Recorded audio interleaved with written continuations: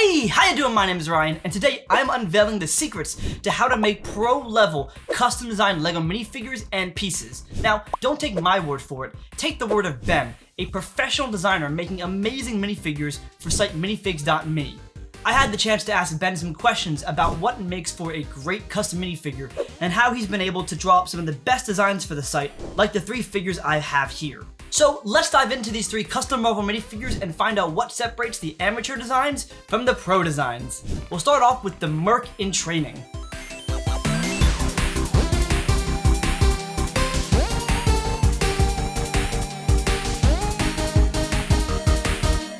This is a custom minifigure of Deadpool wearing his fake X-Men uniform seen in Deadpool 2, and the first thing that strikes me is the feel of this minifigure. As someone who's handled hundreds of off-brand figures by this point, a lot of them use very cheap plastic and it's very brittle or stiff or too shiny.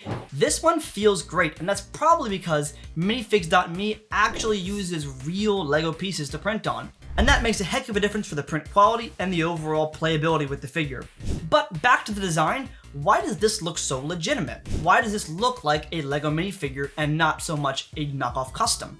I think it has to do with the line weight and the amount of detail added on the figure, but let's ask Ben himself. What is the process for designing a custom minifigure? How do you choose what details / level of details to have? Generally, we start gathering source material for the minifigure. Go through it, choose what outfit will translate well onto a minifigure that also works with parts available. I'll then pick out from the source material what I think are the prominent parts and go from there. I'll build up with strong, bold lines as the forming for the main pieces of clothing, like a jacket, for example. After that, it's a case of layering up and down depending on what I'm making. This order can change depending if there's anything that adds complexity, like a large falling scarf. Depending how this was tucked under or over other items of clothing would set its priority over other pieces. The design is normally ended with all the shading, then asking opinions of fellow designers. Feedback is always the best way to perfect your minifigure.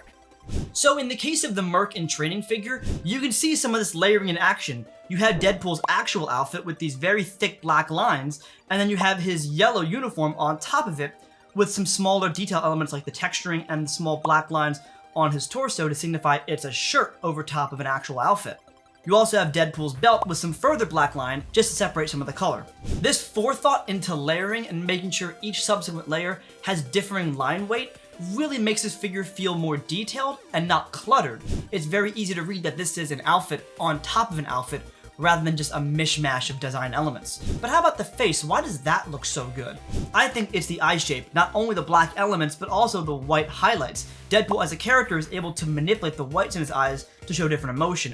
So between using real LEGO pieces for printing, an amazingly forethought layered design, and a unique eye shape, I think this Merc in Training is a wonderful custom minifigure that not only feels like LEGO, but is also kind of a step above what LEGO usually does for printing.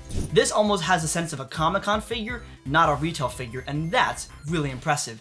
But how about our next custom minifigure from minifigs.me, Miles the Unmasked Hero.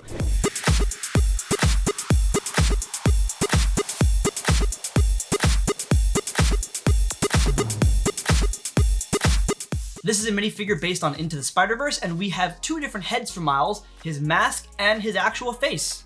And looking at Miles' face, it's pretty scarily accurate to what LEGO might have used for a Miles Morales head. And that begs the question for Ben, how do you go about simplifying an actor or character's face for minifigure form?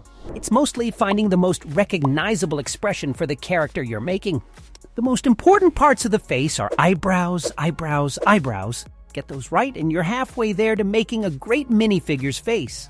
They control the majority of expression on a face and are always unique to each person.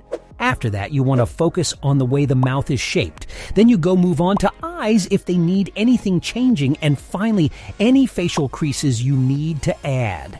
These are tricky, as it's very easy to accidentally age a minifigure with too many creases, or even just in the wrong places, or too thick of a line. Anything non-human is a bit more of a different process every time, as it completely depends on what it is.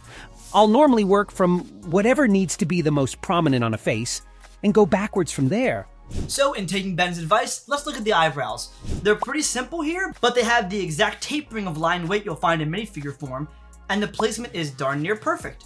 It makes this face feel overall readable as Lego, and the proportions are just right. When I put the hair on, there's just enough forehead, and there's just enough space below the mouth for the chin. A lot of knockoff and off-brand figures often get the face proportion wrong, and I think the eyebrows is the key here, as Ben said. As for the outfit, again we have some amazing layering with the Miles Morales costume underneath the jacket, and there's even a nice boot print with some amazing web patterning on the side of the legs. Now, there's a lot of detail on this Spider-Man suit and the figure overall, and a lot of times, especially in knockoff figures, that detail becomes very muddy and hard to read. So that begs the question, what are the biggest mistakes custom designers often make? There aren't a lot, to be fair. I'd say actual mistakes are made when new to the job. As a newer designer, it's very easy to try and get as much detail as you possibly can onto a minifigure, which usually ends up in it looking cramped. Or if you scale too small, the design can just blur together, as the printer has a limit to how small it can go. You soon learn the correct scale, and I think picking the correct details to design comes with experience more than anything. Interesting, so it's not about having no detail, it's about picking the right detail to add in your figure, whether it be the white lines of the Spider-Man suit or the lines of the jacket itself. On the whole, I think this Miles the Unmasked Hero balances a lot of these details very adeptly and creates a strong visual impression for a figure that's not too hard to read. But how about our final figure, the Silky Superhero?